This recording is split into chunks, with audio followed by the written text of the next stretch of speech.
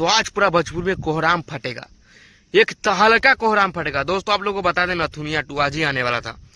खेसारी लाल यादव का सिंगल आवाज में दोस्तों आप लोगों को बता दें, आज एक नंबर खाली ट्रेंड कर दीजिएगा। यह सॉन्ग अभी भी आ चुका है 7 बजे, और एक नंबर म्यूजिक सेक्शन, एक नंबर मेन सेक्शन में खाली कर दीजिए आप लोग। आ चुका है भोजपुरी ट्रेंडिंग स्टार खेसारी लाल यादव जी का नथुनिया 2।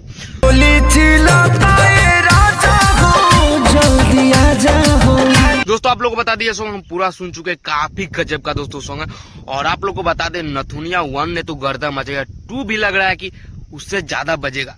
बट ये थोड़ा स्लो मौसम में ये सॉन्ग है, और ये सॉन्ग सिंगल गाए हैं खेसारी लाल यादव। और इसमें जो डेजी साहब बॉलीवुड हीरोइन है, जो सलमान खान के साथ फिल्म भी कितना कर चुकी है और कितना बॉलीवुड में वो काम कर चुकी है, वही हीरोइन को इसमें रोल दिया गया है खेसारी लाल यादव।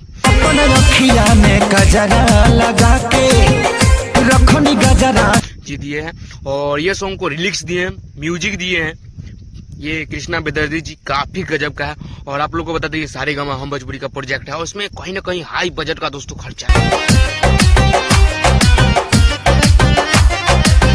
आप लोग से विनती करते हैं कि ये सॉन्ग पे जाइए, अपना प्यार दो अवश्य दीजिए। और दोस्तों आप लोग को बता दें, हर भाई से निवेदन है कि ये सॉन्ग पे रील बनाइए, और 1 नंबर ट्रेंडिंग इंस्टाग्राम, और 1 नंबर मेन सेक्शन, और 1 नंबर म्यूजिक सेक्शन में ये सॉन्ग आज चला जाएगा।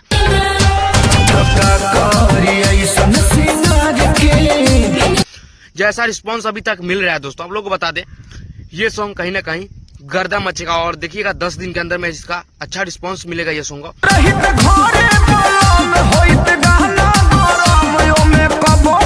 तो आप लोग से विनती है कि इससे पहले आप लोग के चैनल पे नए बोल के जल्दी सब्सक्राइब कर दीजिएगा, और काफी गजब का दोस्तों सॉन्ग है। तो आप लोग से विनती है कि जाइए सारेगामा पर अपना प्यार दीजिए खेसारी भैया को। जय हिंद।